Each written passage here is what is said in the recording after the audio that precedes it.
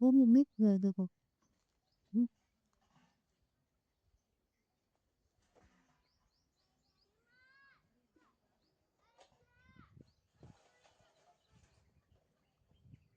છોકરાઓ કેમ છો? બધા છોકરાઓ મજામાં? તો આપણે કેરીની વાડીમાં આવી ગયા છીએ.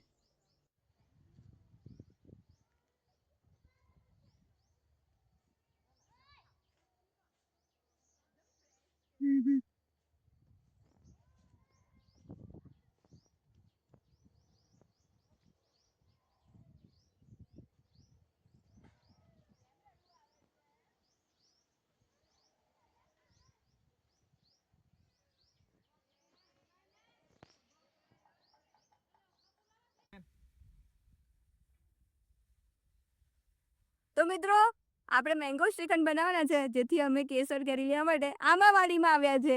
જુઓ તો પૂરો વિડીયો જોજો. અને તીસુ કેટલી મજા કરે છે વાડીમાં. તું કઈક બોલું છે તારે? કશું બોલી દે. ચાલો મૂવી જાય. મેં ખાલી ફોટો પણ અમારે તો મૂકવા માટે દૂર.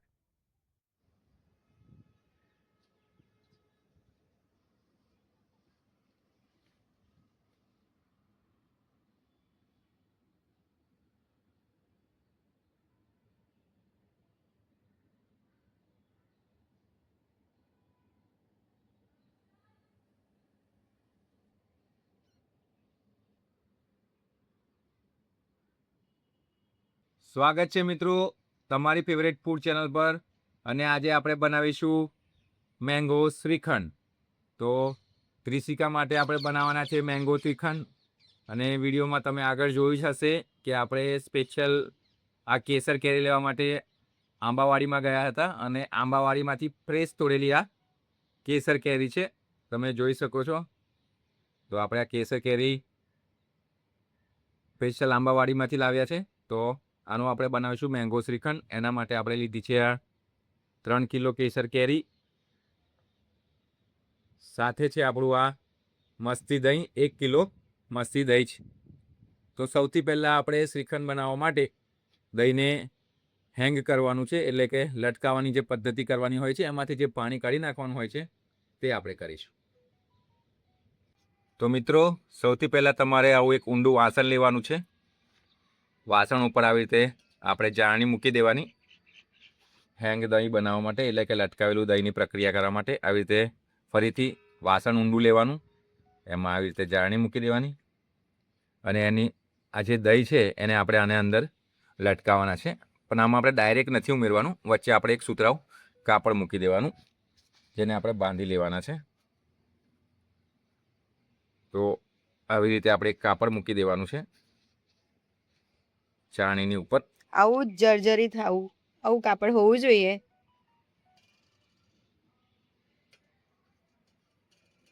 તો આવી પ્રક્રિયા તમારે કરી લેવાની છે. તો અહીંયા મેં મસ્તી દહીં લીધું છે 1 કિલો. એને આપણે આવી રીતે કાપડમાં કાઢીને બધું પાણી કાઢી લેવાનું છે. તો શ્રીખંડ માટે જે ટેક્સચર આવે ને એ મસ્ત ના આવે.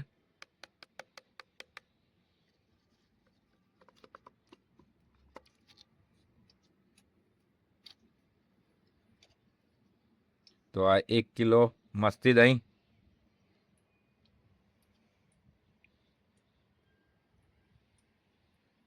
તો 500 ગ્રામ પહેલાં એડ કર્યું અને આ બીજું 500 ગ્રામ. તો આવી રીતે દહીંને આપણે કાપડમાં કાઢી અને આવી રીતે આપણે એને પોટલી જેવું કરી અને આમ કરી લેવાનું. તો એનું બધું જ પાણી આપણે કાઢી લેવાનું છે. તો શ્રીખંડ બનાવવા માટે આપણે દહીંમાંથી બધું પાણી કાઢી લેવાનું. તો આવી રીતે સુતરાઉ કાપડમાં આપણે એને લટકાવી દઈશું ને આમ, તો બધું પાણી નીકળી જશે. તો આવી રીતે સુતરાઉ કાપડમાં એ કરી અને એને આવી રીતે ગાંઠ મારીને બાંધી લેવાનું. આવી રીતે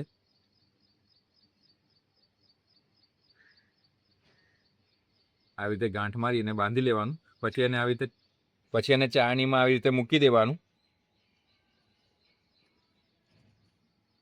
અને એના ઉપર આપણે ખલ દસ્તો મૂકી દેવાનો, ખલ મૂકવાનો એકદમ તો આપણો વજનદાર. વજનદાર ખલદસ્તો એના પર આમ મૂકી દેવાનું એટલે બધું પાણી નીકળી જાય. બસ તો આવી રીતે આપણે પ્રક્રિયા તૈયાર કરી લેવાની છે એટલે દહીંમાંથી બધું જ પાણી આપણે કાઢી લેવાનું છે. છાશ અને દહીં અલગ કરી દેવાનું છે. તો આપણે શ્રીખંડ બનાવવા માટે જે ક્રીમી ટેક્સચર જોઈશે ને એના માટે આ દહીંને આપણે 24 કલાક આવી રીતે વજન હેઠળ રાખવાનું છે એટલે આપણે વજન મૂક્યું છે. પણ હમણાં ઉનાળાનો સમય છે, જો આને આપણે બહાર રાખીશું ને તો આપણું દહીં ખાટું થઈ જશે. તો એ આખી આ જે પ્રણાલી છે જેનામાં આપણે હેંગ દહીં બનાવવાના છે એને આખી જ આપણે ફ્રીજમાં 24 કલાક માટે મૂકી દેવાની છે. તો આને આપણે હવે ફ્રીજમાં મૂકી દઈશું અને કાલે આપણે 24 કલાક પછી આટલા વાગે પાછા મળીશું. ત્યાં મિત્રો આપણું દહીં શ્રીખંડ બનવા માટે રેડી થાય છે ત્યાં સુધી આપણે કેરીને કાપી લઈએ અને એને મિક્સી જારમાં એનો આમરસ બનાવી લઈએ. તો હવે આપણે કેરી કાપી લઈશું. તો અહીંયા મેં 3 કિલો કેસર કેરી લીધી છે જે સ્પેશિયલ અમે આંબાની વાડીમાંથી લાવ્યા છે. તો આપણે સૌથી પહેલાં હવે કેરીને કાપી લઈશું.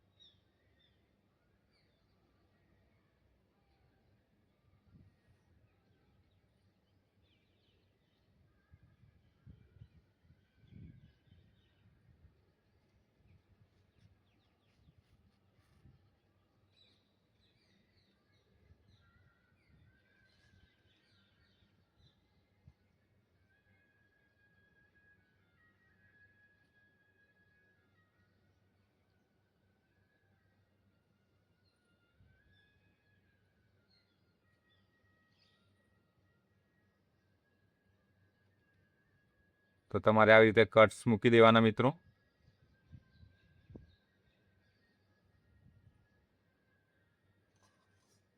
અને પછી સ્પૂન એટલે કે ચમચીની મદદથી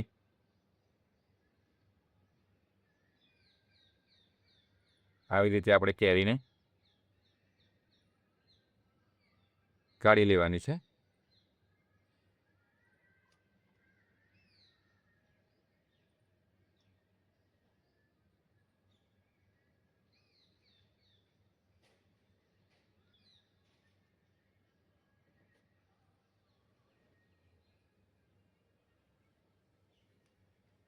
કાઢી લેવાની છે. તો આવી રીતે આપણે બધી જ કેરીનો પલ્પ કાઢી લઈશું અને પછી એને મિક્સી જારમાં ખાંડ ઉમેરી અને ગ્રાઇન્ડ કરી લઈશું. તો મિત્રો બધી જ કેરીનો આપણે પલ્પ ઉતારી લીધો છે. તો હવે આપણે કાપેલી કેરીને મિક્સી જારમાં એડ કરી લઈશું.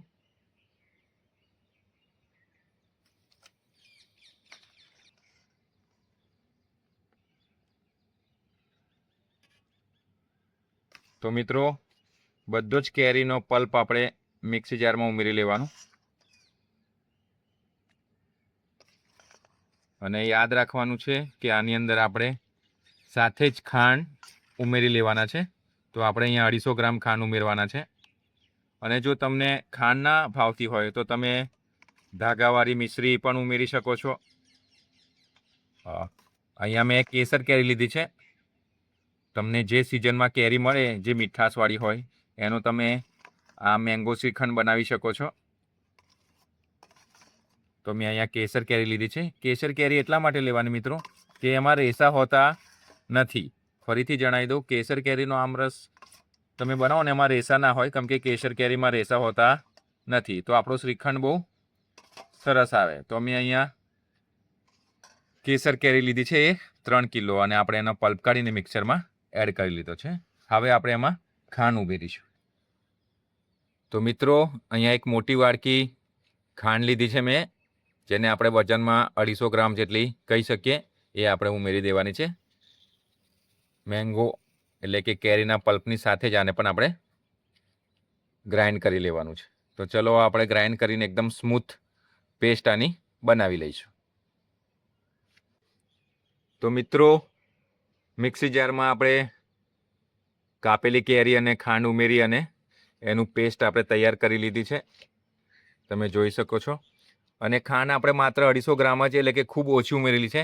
એનું કારણ એ હતું કે આપણે અહીંયા કેસર કેરીનો ઉપયોગ કર્યો છે. તો કેસર કેરીની મીઠાશ વધારે હોય એટલે આપણે ખાંડનું પ્રમાણ ઓછું ઉમેરે તો વાંધો આવતો નથી.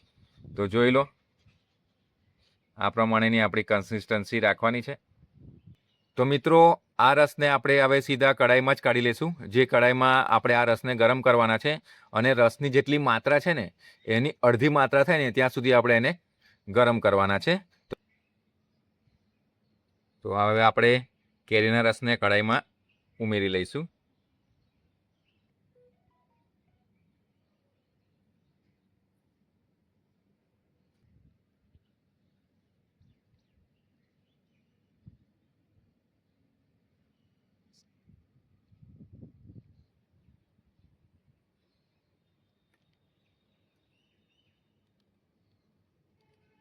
તો મિત્રો,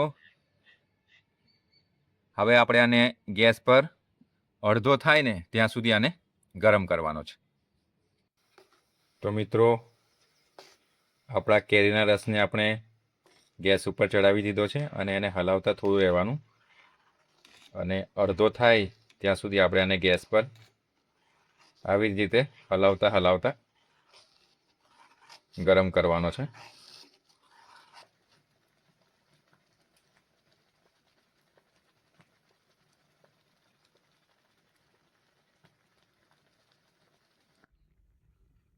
તો મિત્રો, આપણો કેરીનો રસ ગરમ થઈને મોટા ભાગે અડધી માત્રામાં થઈ ગયો છે. પણ આવી પરિસ્થિતિમાં છે ને આપણે એને સતત હલાવતા રહેવાનું. જો આ પરિસ્થિતિમાં તમે એને સતત નહીં હલાવો ને તો તમારી ખાંડ જે તમે ઉમેરી હતી કેરીના રસમાં એ ગઠ્ઠા થઈ જશે અને આની સ્મૂથ પેસ્ટ નહીં બને. તો જ્યારે અડધો થઈ જાય ને ત્યારે તો ભાત એને છોડવાનો જ નથી. આવી રીતે ચમચાની મદદથી હલાવતા જ રહેવાનું છે. તો મિત્રો, આપણો કેરીનો રસ અડધો થઈ ગયો છે.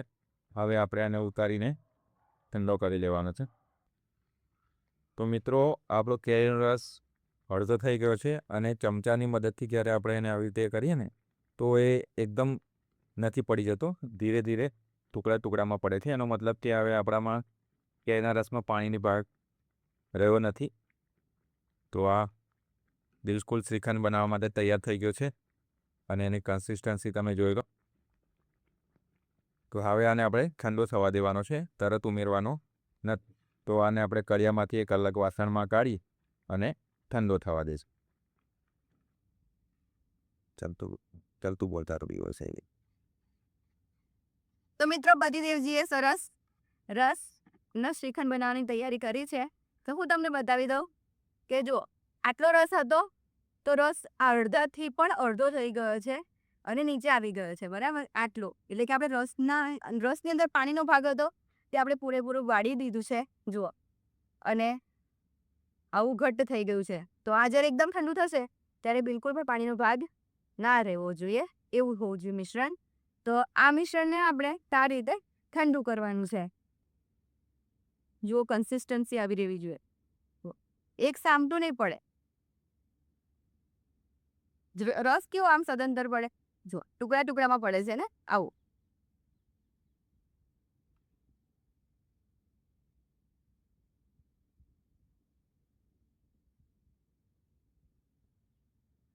તો મિત્રો, આપણે એક વાસણમાં આવી રીતે બધો જ રસ કાઢી લીધો છે અને હવે આપણે આ રસને એકદમ ઠંડો કરી દેવાનો છે. એકદમ ઠંડો થવો જોઈએ. તો મિત્રો, શ્રીખંડ બનાવવા માટે હેંગકળ એટલે કે આપણું દહીં જેને આપણે કાપડમાં વીંટીને ઉપર દબાણ મૂક્યું હોય અને એમાંથી બધું પાણી નીકળી જાય એવું દહીં આપણને જરૂર હોય છે. એની પ્રણાલી આપણે તમને કાલે બતાવી હતી. તો ફરીથી આજે બતાવી દઈએ કે જો આપણું પાણી નિતારેલું દહીં તૈયાર છે. તો આપણે સૌથી પહેલાં જે વજન મૂક્યું હતું તેને ઉઠાવી લઈશું.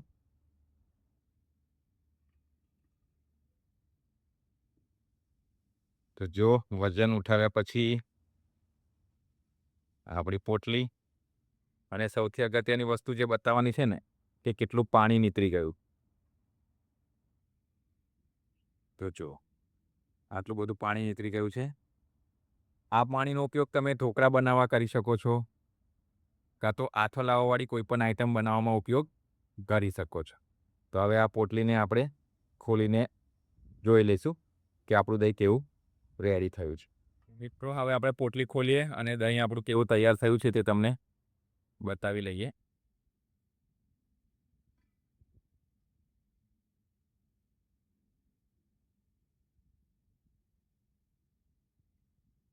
તો મિત્રો જોઈ શકો છો તમે, એકદમ ઘટ્ટ દહીં તૈયાર છે.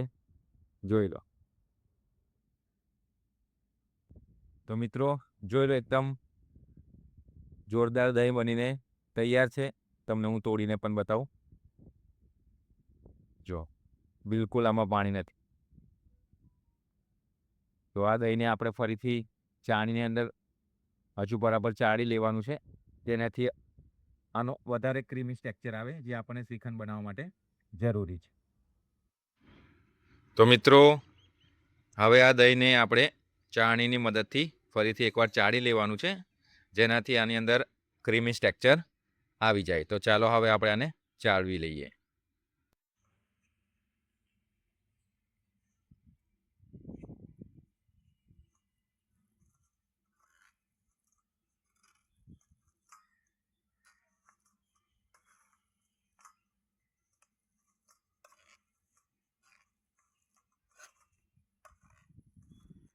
તો મિત્રો આવી રીતે આપણે દબાવીને દહીંને સરસ ચાળવી લેવાનું છે.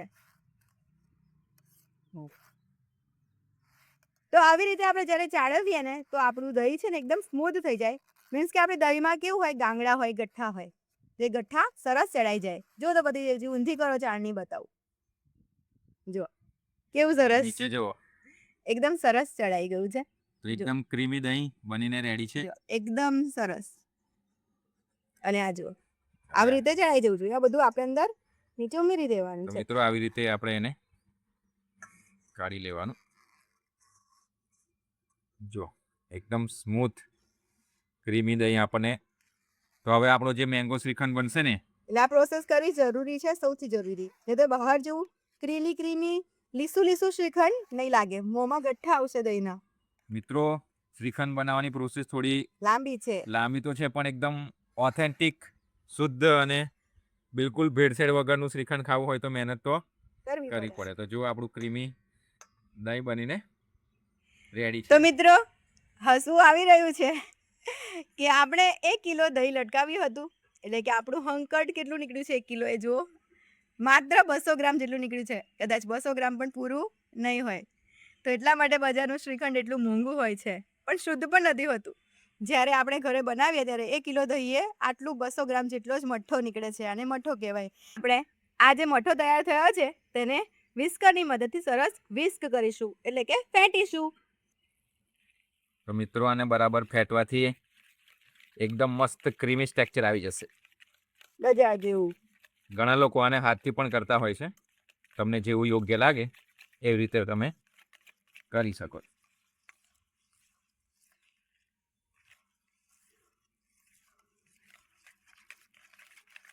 કહું વિસ્કર બધા પાસે ના હોય, પણ બધાના ઘરમાં વલોણી તો હોય જ. કેવું મિત્રો, આપણે દાળને ખાસ કરીને વલોવા માટે રાખતા જ હોઈએ. તો વલોણીથી પણ તમે આ વલોવી શકો છો, અને હાથથી પણ મિક્સ કરી શકો છો. જુઓ, જેમ જેમ ફેટતા જાય છે પતિદેવજી, તેમ જુઓ એકદમ સરસ ક્રીમ કેવી બજારમાં મળે એવું ટેક્સચર થતું જાય છે દહીંનું. તો મિત્રો થોડી મહેનત લાગશે, પણ આને બરાબર આપણે ફેંટવાનું છે.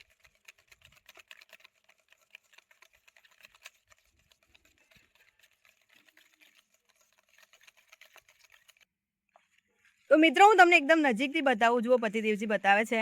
જુઓ, જાડી દેખાય છે ને, આ દેખાય ને, આવી જાડી તમે જે જોઈ શકો છો. આંગળીથી બતાવું તમને.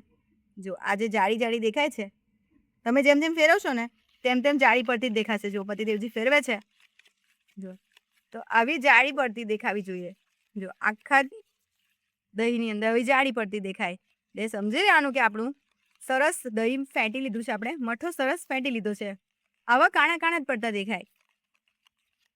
તો 5 મિનિટ થઈ છે પતિદેવજીને આવી રીતે ફેંટતા, મહેનત કરતા. હવે આપણે તેમાં જે કેરીનો પલ્પ તૈયાર કર્યો છે, જુઓ, તે ઉમેરીશું. તો સરસ આવું ફેટેલું દહીં છે તે આપણે પતિદેવજીએ તૈયાર કર્યું છે. અને હવે તેમાં આપણે એકદમ સરસ ઠંડો કરેલો કેરીનો પલ્પ જુઓ કેવો હોય છે, તેનું ટેક્સચર જુઓ ઠંડુ થતાં. જુઓ આવો હોય. તો બસ હવે આપણા ઠંડો કરેલો કેરીનો પલ્પ છે, કેરી અને ખાંડનો, તે શ્રીખંડ એટલે કે નહીં દહીંમાં ઉમેરીશું, પછી શ્રીખંડ બનશે. મેંગો શ્રીખંડ એટલે કે કેરીનું શ્રીખંડ.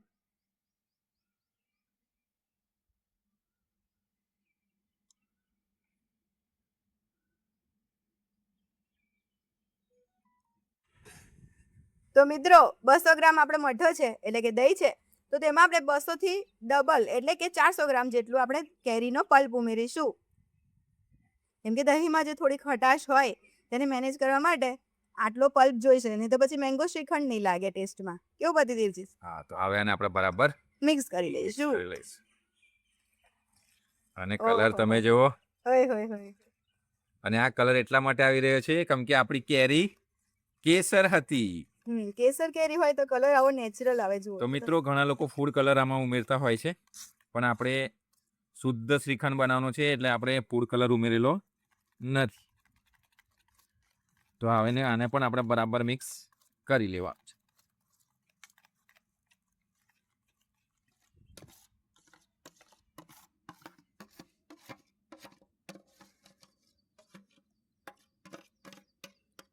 તો થોડું મિક્સ કરતા જવાનું અને પછી કેરીનો પલ્પ ઉમેરતા જવાનું છે.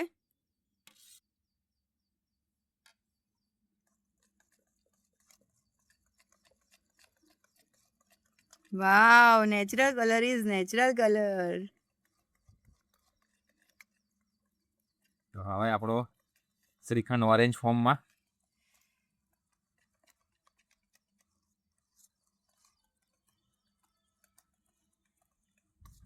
તૈયાર છે.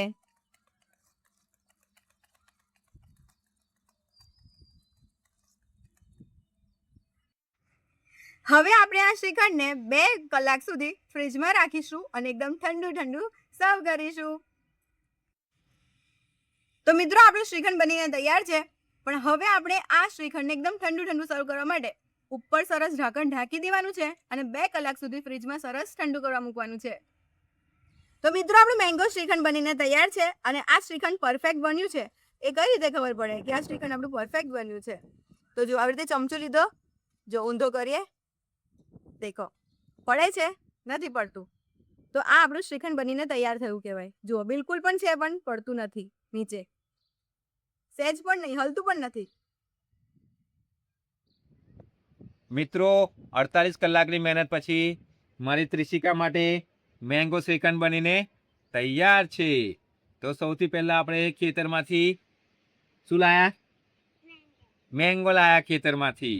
તો કેસર કેરી આપણે ખેતરમાંથી લઈ આવ્યા હતા અને 1 કિલો મસ્તી દહીંને આપણે હેંગ કરી અને એમાંથી 200 ગ્રામ જેટલો આપણને મઠો મળ્યો. તો 200 ગ્રામ જેટલા હેંગ કરેલા દહીંની અંદર આપણે કેસર કેરી અને 250 ગ્રામ ખાંડ ઉમેરી એનો રસ આપણે કાઢ્યો હતો. ખાંડ આપણે માત્ર 250 ગ્રામ એટલા માટે ઉમેરી હતી કારણ કે મેંગો કેરી, આ જે કેસર કેરી છે એ બહુ મીઠી હોય, તો વધારે ખાંડની જરૂર નહીં પડે. પછી એ જે મિક્સરની અંદર આપણે જે રસ તૈયાર કર્યો હતો કેરીનો, એને આપણે ગરમ કરી અને અડધો થવા દીધો, એટલે કે કેરીની અંદર અને ખાંડની અંદરનું વધારાનું પાણી આપણે દૂર કરી લીધું. પછી આપણે હેંગ કરેલા દહીંની અંદર આ કેરીના રસને થોડો કરો ઉમેરી અને મિક્સ કરતા આપણો મેંગો શ્રીખંડ બનીને તૈયાર છે. પછી આપણે એને 3 થી 4 કલાક ફ્રીજમાં ઠંડો કરી લીધો છે. તો ચલો હવે આપણે આને સર્વ કરી લઈશું અને ત્રિશિકાને ખાવા આપીશું. કેટલા કલાકની મહેનત પતિદેવજી? ટોટલ 48 કલાક થયા છે મિત્રો. તો 48 કલાકની મહેનત પછી ત્રિશિકા માટે મેંગો શ્રીખંડ બનીને તૈયાર થયું છે. તો મિત્રો પતિદેવજીએ ઘણી મહેનત કરી છે આ મેંગો શ્રીખંડ બનાવવા માટે. પહેલા તો અમને ખેતરમાં લઈ ગયા મેંગો ફાર્મમાં, ત્યાંથી સરસ મજાની મેંગો લાવીને કેટલી મહેનત કરી એ તમે વિડીયોમાં જોયું જ છે. અને ફાઇનલ રિઝલ્ટ તમે જોઈ શકો છો, સેમ ટુ સેમ બજાર જેવું એકદમ સરસ મજાનું શ્રીખંડ. તો મહેનત થાય પણ ઘરે બનાવેલું શુદ્ધ ખાવાની મજા જ કઈ ઓર છે.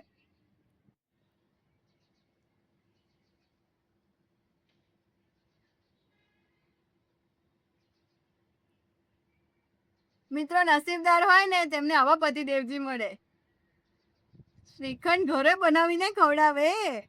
અને બીજા બધા વિડીયો જોયા જ હશે તમે. પતિદેવજી મારા માટે શું શું નથી બનાવતા. મસ્ત મસ્ત બધી રેસિપીઝ બનાવે છે. ચેનલમાં જઈને બીજી બધી રેસિપી પણ જોઈ શકો છો તમે. પણ આ મેંગો શ્રીખંડ તો કોના માટે બનાવ્યું? ત્રિશિકા માટે. તિશિકા, તારે શું કેવું છે? ડેડી થેન્ક યુ એવું બોલો. Thank you yummy yummy shrikhand માટે થેન્ક યુ. વાટકી લઈને જ બેઠી છે. તો મિત્રો આપણે ગાર્નિશ કરીશું. કેસર કેરીથી આપણે બનાવ્યું છે શ્રીખંડ. તો આપણે કેસર કેરીના ચંક્સથી ટુકડાથી. તો મિત્રો કેસર કેરીથી આપણે બનાવ્યું છે શ્રીખંડ, જેથી અમે કેસર કેરીના ટુકડાથી આવી રીતે સજાવટ કરી છે. જો તમને ગમે તો તમે તમને ગમતા ડ્રાય ફ્રૂટ્સ, ઇલાયચી ગમે તે ઉમેરી શકો છો. અમે થોડા કેસરના તાંતણા ઉમેરીશું. કેસર કેરી અને કેસરના તાંતણા.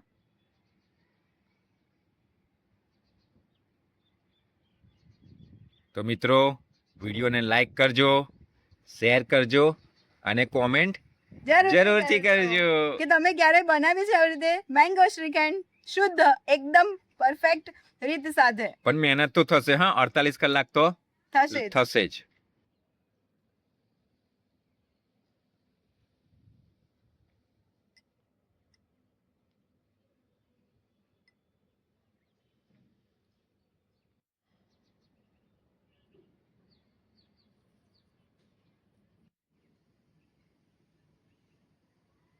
તો મિત્રો ત્રિશિકા હવે શ્રીખંડ ટેસ્ટ કરીને કહેશે. તારે કઈ કહેવું નથી? યમ્મી યમ્મી છે. તો તિશિકા માટે કોઈએ બનાવ્યું છે શ્રીખંડ? નામ તો બોલ.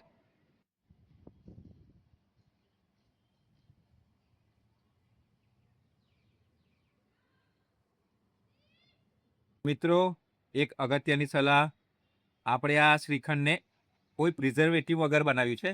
તો આને આપણે પ્લાસ્ટિકના કન્ટેનરમાં અથવા કાચના એરટાઇટ કન્ટેનરમાં ફ્રીઝરમાં જ રાખવાનું છે, જેનાથી આ બગડે નહીં. કેમ કે આમાં આપણે કોઈ પ્રિઝર્વેટિવ વાપર્યું નથી. તો તમે જ્યારે પણ આ બનાવો ત્યારે એને એરટાઇટ કન્ટેનરમાં ફ્રીઝરમાં જ રાખવાનું છે. મહેનત તો બહુ થઈ પણ ટેસ્ટ પણ એકદમ જોરદાર બન્યો. તો મળીશું ફરીથી બીજા કોઈક સરસ વિડીયો સાથે. અને આ શ્રીખંડ તમે માત્ર 15 દિવસ સુધી સ્ટોર કરી શકો છો, તેનાથી વધારે નહીં. કેમ કે આપણે પ્રિઝર્વેટિવ નથી, તો આને 15 દિવસથી વધારે તમે સાચવી શકો નહીં. તો ફિનિશ થઈ જાય એક જ દિવસમાં. થઈ જાય. આટલી સરસ સ્વીટ હોય તો 15 દિવસ સુધી ચાલે જ નહીં. તો મિત્રો વિડીયો સારો લાગ્યો હોય તો વિડીયોને શેર કરજો, કોમેન્ટ કરજો અને આશા રાખીએ કે આ વિડીયો પછી દરેક ઘરમાં આવી જ રીતે આ વખતે મેંગો શ્રીખંડ જરૂરથી બનશે. તો એકવાર તમારા ઘરે પણ આ શ્રીખંડ બનાવીને જરૂરથી કોમેન્ટ કરજો કે આ વિડીયો જોઈને તમે ક્યાં રહો છો અને ક્યાંથી આ શ્રીખંડ બનાવ્યો ઘરે કે નહીં, એ જરૂરથી કોમેન્ટ કરજો. હું તમારા બધાના કોમેન્ટની રાહ જોઈશ. તો હું ડૉક્ટર મુકેશ પરમાર ફરીથી મળીશ તમને એક નવી રેસિપી સાથે.